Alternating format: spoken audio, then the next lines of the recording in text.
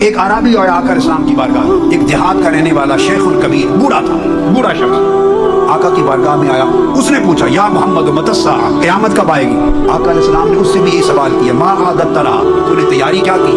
اس نے کہا لا والذی بعثک بالحق ما اعددت لها من کبیر صلاۃ ولا صیام الا انی احب اللہ ورسولہ. نماز روزہ اعمال کی تیاری تو اتنی نہیں مگر آقا آپ سے محبت. آقا نے فرمایا فانت مع من احببت، اگر محبت ہے تو تم اپنے محبوب کے ساتھ ہو. فوصب الشیخ، یہ بات سنتے ہی وہ جو بوڑھا شخص تھا اس کو حاجت تھی، پیشاب کی حاجت تھی. یہ بات سنتے ہی تیزی سے بوڑھا، ابھی مسجد سے نکلا نہیں تھا، مسجد کے اندر ہی تھا تو کنٹرول نہیں کر سکا، اس کا پیشاب نکل گیا، مسجد میں پیشاب کر دیا. صحابہ کرام اس کی طرف تکنے لگے حیران ہو کر کے یہ کیا کر دیا؟ آقا علیہ السلام نے فرمایا فقال رسول اللہ دعوه فعسى ان يكون من اهل الجنہ. فرمایا اس نے اگر پیشاب کر دیا ہے، اس کے بس میں نہیں تھا، چھوڑ دو، اس سے نہ پوچھو تمہیں کیا خبر، شاید یہ جنتی ہو.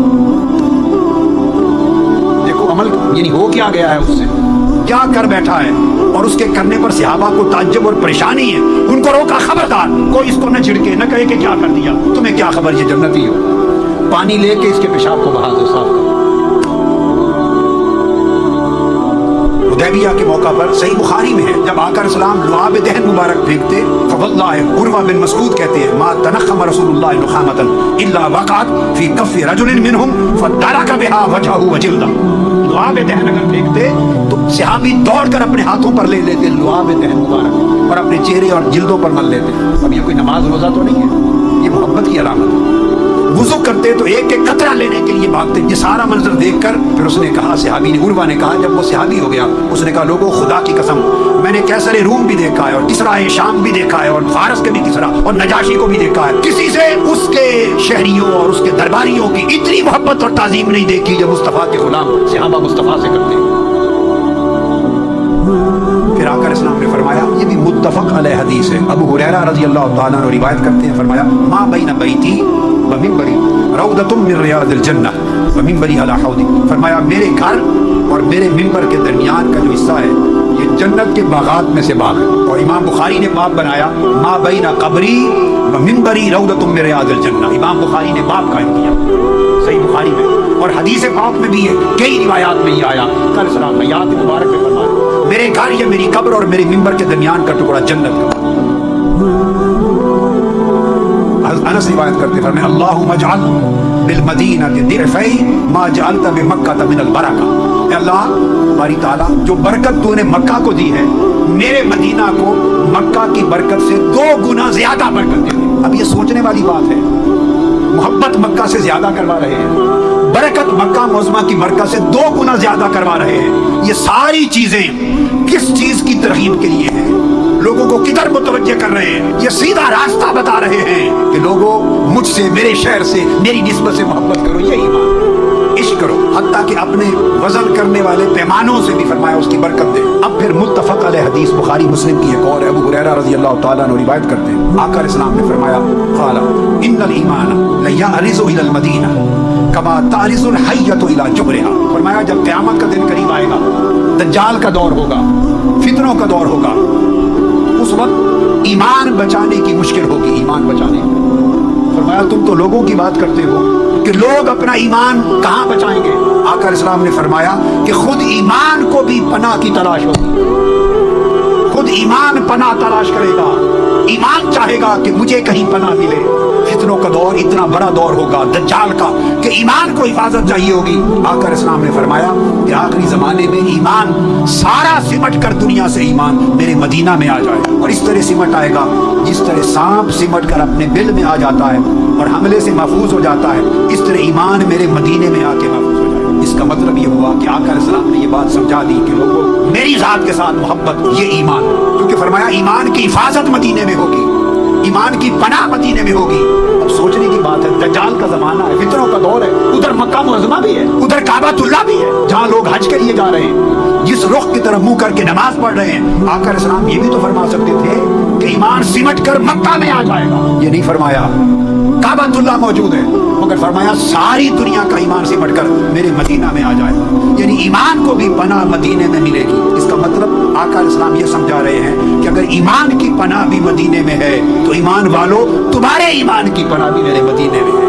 عبداللہ بن عمر روایت کرتے ہیں آقا علیہ السلام نے فرمایا من استطاع ان یموت بالمدینہ فلیمت بها فانی اشفع لمن یموت بها. فرمایا لوگو میرے امتیوں جس سے ہو سکے میرے مدینے میں مرنا، موت کا وقت آئے اور اگر ہو سکے تو وہ میرے مدینے میں مرے، کیونکہ جو میرے مدینے میں مر کے دفن ہوگا میں اس کو شفاعت کر کے جنت میں لے جاؤں گا. آپ دیکھیں محبت کی کتنی بڑی ترغیب ہے، کتنی بڑی ترغیب ہے. کبھی فرمایا ایمان پناہ لے گا میرے مدینے میں آ کر، کبھی فرمایا میرے گھر اور در کے ساتھ کی جگہ جنت ہے، کبھی فرمایا کہ اگر ہو سکے مرنا تو مدینے کا مرنا لو، اس لیے کہ مدینے میں جو مدفون ہوگا اس کی میں شفاعت کروں گا. ایک غزوہ تھا، جنگ. ایک شخص آقا علیہ السلام کے لشکر میں مسلمانوں کی فوج میں لڑ رہا ہے، کافروں سے جنگ کر رہا ہے اور بے دریغ پکڑ پکڑ کے دشمنوں کو مار رہا ہے، جنگ کر رہا ہے، تلوار چلا رہا ہے. غزوہ میں آقا کے لشکر میں شریک ہے. صحابہ کرام آئے، انہوں نے آقا علیہ السلام کی بارگاہ میں عرض کیا یا رسول اللہ فلاں شخص آج بڑی جرأت کے ساتھ لڑا، اس نے حد کر دی ہے اور اتنی قربانیاں دی ہیں، اتنا مارا ہے آپ کے دشمنوں کو کہ کوئی شخص ہم میں سے اس کے برابر کا جہاد نہیں کر سکا. یہ صحیح بخاری اور صحیح مسلم کی متفق علیہ. صحابہ نے کہا کہ ہم میں سے کوئی اس کے برابر جہاد نہیں کر سکتا، اتنا لڑا ہے. جب آقا علیہ السلام نے بات سنی فقیل لفظ کہ یا رسول اللہ ما اجزا احد ما اجزا فلان فقال انه من اهل النار. جب صحابہ نے کہا کہ ہم میں سے کوئی اس جیسا لڑ نہیں سکا، اب اس سے بڑی بھی اسلام پر کوئی بات ہے؟ آقا نے فرمایا ٹھیک ہے میں نے سن لیا، مگر وہ تو دوزخی ہے وہ جہنمی، اس کی موت ایمان پہ نہیں. دادا اسی غزوہ میں اس کی ڈیتھ ہو گئی. صحابہ کرام دنگ رہ گئے. فقالوا اینا من اہل الجنت ان کان ھذا من اہل النار. یہ بخاری مسلم کے الفاظ سنا رہا.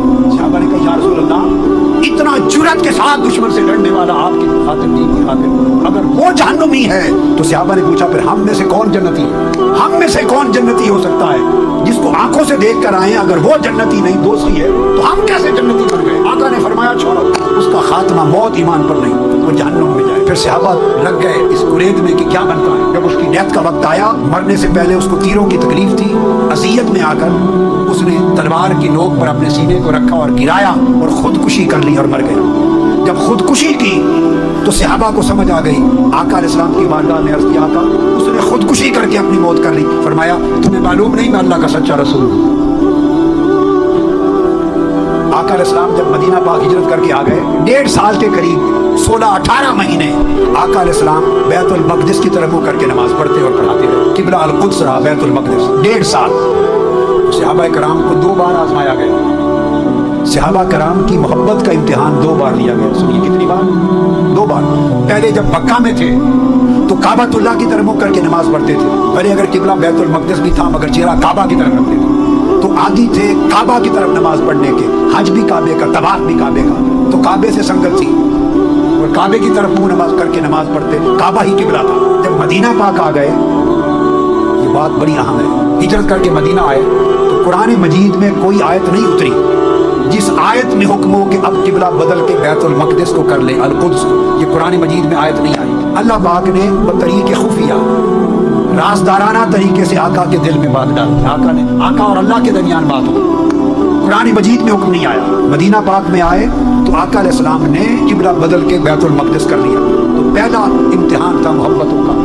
وہ صحابہ جو کعبۃ اللہ کو قبلہ جانتے تھے اور پہچانتے تھے اور اسی پر چلے آ رہے تھے، تو پہلا ٹیسٹ آیا کہ مدینہ آنے کے بعد قبلہ ہی بدل دیا. 1.5 سال کے بعد پھر آقا کی خواہش ہو گئی. کچھ باتیں ہوتی تھی یہودیوں کی خواہش ہوئی شدت کی کہ میں بدل لوں قبلہ اور بیت المقدس کی بجائے کعبۃ اللہ، مکہ کا کعبہ مسجد حرام، اس کو قبلہ بنا لوں. جب خواہش شدت اختیار کر گئی تو دوران نماز اتنی شدید خواہش ہوئی کہ آقا علیہ السلام نماز کے دوران چہرہ اقدس اٹھا کے اوپر دیکھتے تھے بار بار اور انتظار فرما رہے تھے کہ اللہ پاک مجھے امر دے دے کہ میں قبلہ بدل لوں. اب نماز کے اندر کھڑے ہیں اور دوران نماز اللہ نے وحی بھیج دی. اگر تو نماز ختم ہو جاتی اور بعد میں وحی آتی تو آقا علیہ السلام آیت تلاوت کر کے بتا دیتے کہ آج کے بعد آپ کا قبلہ بدل گیا ہے. تو اگلی نماز پھر کعبۃ اللہ کی طرف منہ کر کے پڑھتے. ابھی تو نماز کے اندر ہے اور بیت المقدس کی طرف منہ کر کے نماز شروع ہوئی اور 2 رکعتیں پڑھ چکے ہیں، باقی 2 رہتی ہیں. نماز کے اندر ہے. پھر وہی آئی آقا کے قلب اطہر پر. صحابہ کے تو فرشتوں کو بھی خبر نہیں، صحابہ کو تو کوئی علم نہیں کہ راز و نیاز کی کوئی بات ہو چکی ہے، امر آ چکا ہے تحویل قبلہ کا. ابھی صحابہ کو تو نماز سے فارغ ہوں گے تو پتہ چلے گا. تو دوران نماز آقا علیہ السلام نے کیا کیا کہ چہرہ اقدس پھیر کر کعبۃ اللہ کو قبلہ بنا لیا. قد نرى تقلب وجهك في السماء فلنولينك قبلة ترضاها فول وجهك شطر المسجد الحرام. دوران نماز آیا محبوب آپ کا چہرہ بار بار پلٹنا دیکھ لیا ہے, آپ کعبہ کی طرف کر لیں. آقا علیہ السلام نے دوران نماز قبلہ بدل دیا. اب صحابہ کرام کو بھی کچھ خبر نہیں, یہ دوسرا امتحان تھا. پھر پہلا امتحان وحی قرآنی کے بغیر کعبہ چھوڑ کر بیت المقدس کو قبلہ بنا لیا تھا. 1.5 سال جب عادت پڑ گئی تھی, عادت پڑی, پھر آقا کی خواہش آئی تو پھر بیت المقدس چھوڑ کر نماز کے دوران کعبۃ اللہ کو قبلہ بنا لیا. آقا نے چہرہ اقدس پھیرا, صحابہ بھی پھر گئے, انہوں نے بھی چہرے پھیر لیے. کوئی ایک صحابی بھی نہیں رہا کہ جو قبلہ پر رہا ہو. ہر ایک کا تعلق قبلہ سے پہلے مصطفیٰ کے دامن کے ساتھ تھا. یہ ایمان تھا. آقا نے فرمایا ادبوا اولادکم علی ثلاث خصال. لوگوں, میری امت کے لوگوں, غلاموں, اپنی اولاد کو, اپنی نسلوں کو 3 خصلتوں کی تربیت کرو. اس طرح پرورش کرو کہ 3 چیزیں اولاد اور نسلوں کے اندر رچ بس جائیں, ان کے خون میں, ان کی طبیعت میں. 3 چیزوں پر ان کو تیار کرو. کیا؟ حب و نبیکم, ایک اپنے نبی کی محبت سکھاؤ. وہی سکھا رہے ہیں, وہی سکھا رہے ہیں. یہ ساری رات یہی ادبوا اولادکم علی ثلاث خصال اولھا حب نبیکم. سب سے پہلے فرمایا اپنے نبی کی محبت سکھاؤ, پھر حب اہل بیت ہی, پھر حضور کی اہل بیت کی محبت سکھاؤ, اہل بیت کی محبت سکھاؤ. پھر وقراءۃ القرآن, پھر قرآن کی تلاوت کرنا سکھاؤ, قرآن کی تلاوت سکھاؤ.